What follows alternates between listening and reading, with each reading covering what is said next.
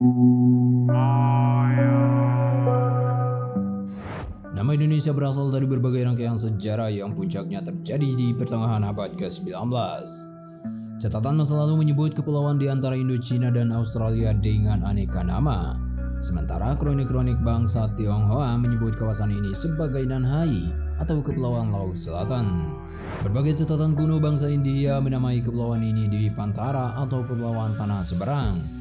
Nama yang diturunkan dari kata dalam bahasa Sanskerta Dwipa yang berarti pulau dan antara berarti luar atau seberang. Kisah Ramayana karya Pujangga Walmiki menceritakan pencarian terhadap Sinta, istri Rama yang diculik Rahwana, sampai ke Suwarna Dwipa atau Pulau Emas yang diperkirakan Pulau Sumatera saat ini dan terletak di Kepulauan Dwipantara.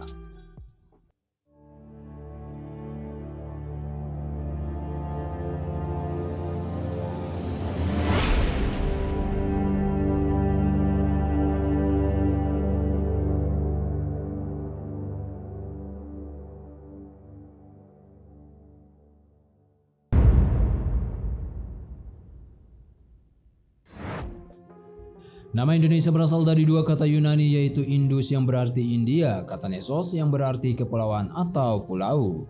Maka Indonesia berarti kepulauan India. Bangsa-bangsa Eropa yang pertama kali datang beranggapan bahwa Asia hanya terdiri dari orang Arab, Persia, India, dan Tiongkok.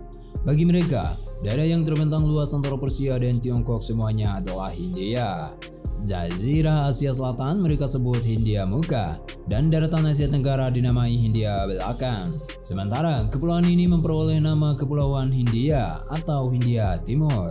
Nama lain yang kelak juga dipakai adalah Kepulauan Melayu. Unit politik yang berada di bawah jajahan Belanda memiliki nama resmi Nederland Indi atau Hindia Belanda. Pemerintah pendudukan Jepang pada tahun 1942 sampai 1945 memakai istilah To-Indo atau Hindia Timur untuk menyebut wilayah taklukannya di kepulauan ini. Edward Louis Dekker yang dikenal dengan nama samaran Multatuli pernah memakai nama yang spesifik untuk menyebutkan kepulauan Indonesia yaitu Insulinde yang artinya juga Kepulauan Hindia. Dalam bahasa Latin insula berarti pulau. Nama Insulinde ini selanjutnya kurang populer walau pernah menjadi nama surat kabar dalam organisasi pergerakan pada abad ke-20. Pada tahun 1847 di Singapura terbit sebuah majalah ilmiah tahunan, dalam singkatannya JIAEA, dalam bahasa Indonesia yang bermakna Jurnal Kepulauan Hindia dan Asia Timur, yang dikelola oleh James Richardson Logan, seorang Skotlandia yang meraih sarjana hukum dari Universitas Edinburgh. Kemudian pada tahun 1849, seorang ahli etnologi bangsa Inggris, George Samuel Windsor menggabungkan diri sebagai redaksi majalah JIAEA. Dalam JIAEA volume keempat tahun 1850 halaman 66 sampai 74, Eyal menulis artikel pada karakteristik terkemuka dari bangsa-bangsa Papua, Australia, dan Melayu Polinesia. Dalam artikel itu, Eyal menegaskan bahwa sudah tiba saatnya bagi penduduk Kepulauan Hindia atau Kepulauan Melayu untuk memiliki nama khas. Sebab nama Hindia tidaklah tepat dan sering rancu dengan penyebutan India yang lain. Eyal mengajukan dua pilihan nama yaitu Indonesia atau Melayunesia. Nesos dalam bahasa Yunani berarti pulau. Pada halaman 71 artikel itu tertulis dan diterjemahkan ke dalam bahasa Indonesia dari bahasa Inggris.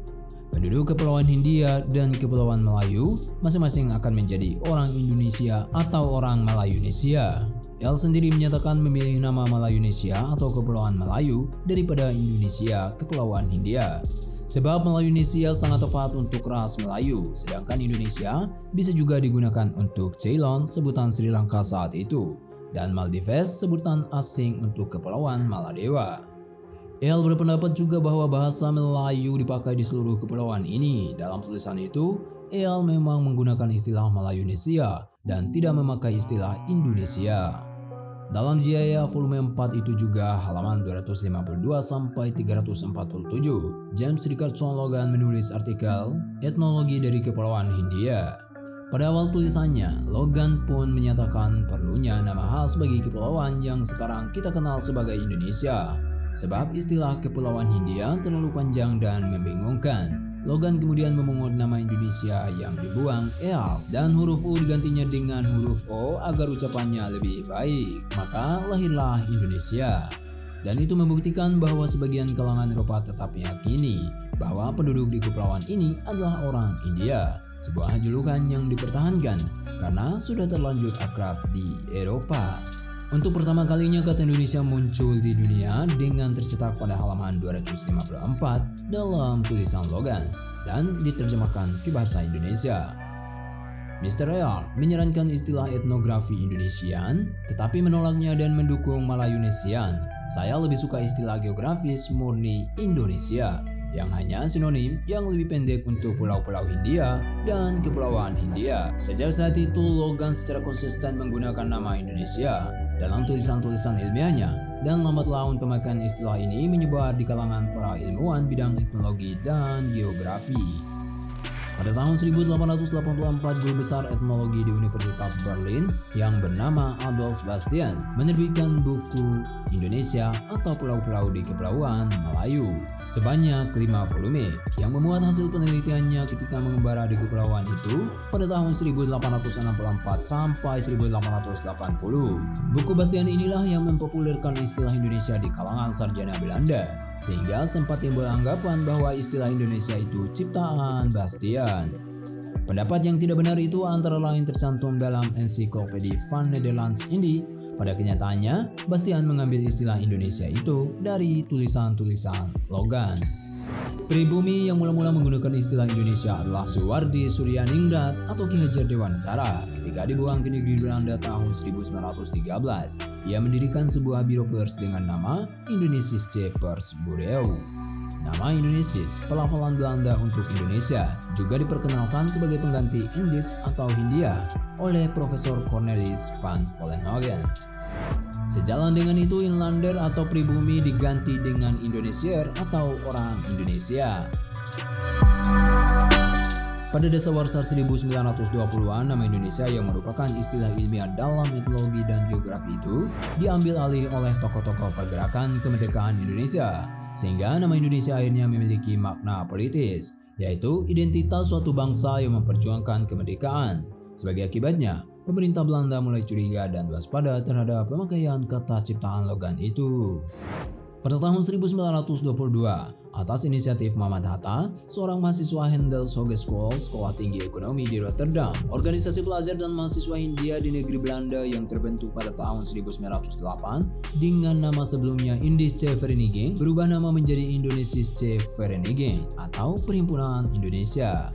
Majalah mereka juga Hindia Putra berganti nama menjadi Indonesia Merdeka.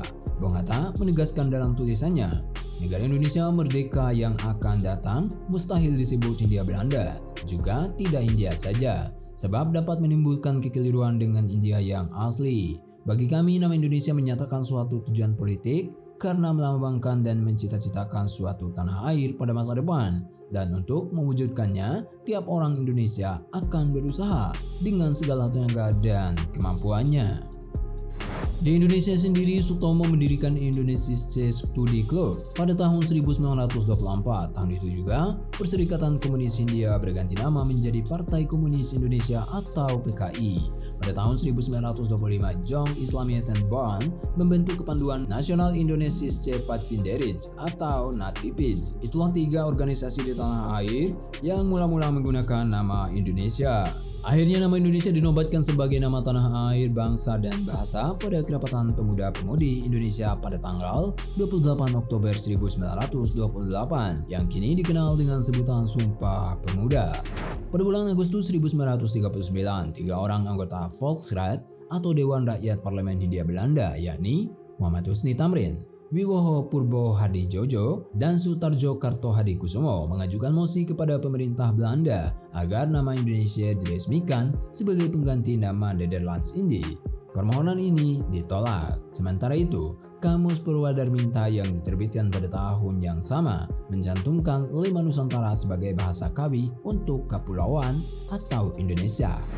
Dengan pendudukan Jepang pada tanggal 8 Maret 1942, lenyaplah nama Hindia Belanda. Dan pada tanggal 17 Agustus 1945, menyusul deklarasi proklamasi kemerdekaan, lahirlah Republik Indonesia. Sebelum bahasa Indonesia ditahbiskan menjadi bahasa persatuan pada Sumpah Pemuda, maka sejumlah linguis Eropa telah menggunakan istilah bahasa Indonesia, alih-alih bahasa Melayu untuk menyebutkan bahasa yang dipertuturkan di Indonesia, terutama setelah terlihat percabangan pembakuan bahasa yang dipertuturkan di kedua wilayah tersebut. Pada tahun 1901, Hindia Belanda yang kelak menjadi Indonesia mengadopsi ejaan Van Ophuijsen. Sedangkan pada tahun 1904, Persekutuan Tanah Melayu yang kelak menjadi bagian dari Malaysia di bawah Inggris mengadopsi ejaan Wilkinson. Ejaan Van Ophuijsen diawali dari penyusunan kitab logat Melayu yang dimulai pada tahun 1896 oleh Van Ophuijsen dan dibantu oleh Nawawi Sultan Makmur dan Muhammad Taib Sultan Ibrahim. Salah satu linguis yang mempopulerkan nama bahasa Indonesia adalah linguis Swiss yang bernama Reinhard Brandstätter, yang dikenal sebagai pencetus teori akar Austronesia, yang sejak 1908 mulai menyebut dirinya sebagai peneliti bahasa Indonesia. Tulisan-tulisan Brandstätter pada kurun waktu sebelumnya yang disebutnya Studi Bahasa Melayu Polinesia, dan mulai pada 1908 dinamai ulang menjadi monograf-monograf mengenai riset bahasa Indonesia. Walaupun demikian, bahasa Indonesia yang dimaksud oleh Brandstätter lebih luas daripada sekedar bahasa Hindia Belanda saja, melainkan juga mencakup bahasa-bahasa Filipina, bahasa Madagaskar, mulai dari Formosa hingga ke Madagaskar. Oleh karena itu, penggunaan istilah Indonesia oleh kalangan linguistik tidak memiliki konotasi geopolitis yang sama dengan masa saat ini, melainkan sebagai cabang dari rumpun bahasa Melayu Polinesia Barat atau Austronesia Barat. Penelitian Brandstätter tentang bahasa Indonesia telah diterbitkan dalam bahasa Inggris tahun 1916 yang terdiri dari 4 esai, dan satu diantaranya telah diterbitkan dalam bahasa Indonesia pada tahun 1956. Esai-esai itu mempengaruhi perkembangan ilmu linguistik Austronesia. Tentang ketertarikannya, ia menyebutkan pengaruh Niemann, Courgronje, Adriani, dan Conan dalam penggalan esainya yang tercatat. Dengan begitu, bertahun-tahun saja telah mempelajari berbagai teks dalam bahasa Indonesia, mula-mula di bawah pimpinan Niemann. Kemudian sendiri saja, kalau teks-teks itu tiada memuaskan, maka saja oleh sebab tak pernah mengunjungi Indonesia, berhubungan dengan kaum penyelidik yang telah berpuluh-puluh tahun diam di sana untuk memperoleh keterangan dengan lisan, terutama dengan Snow Courgronje, Adriani, dan Conan. Penggunaan istilah bahasa Indonesia dalam pengertian modern, yaitu seperti dalam pemikiran Suryaningrat, baru muncul setelah 1918 dan dipakai dalam karya-karya Adrianse 1918, Jokman 1918, Ratulangi 1918.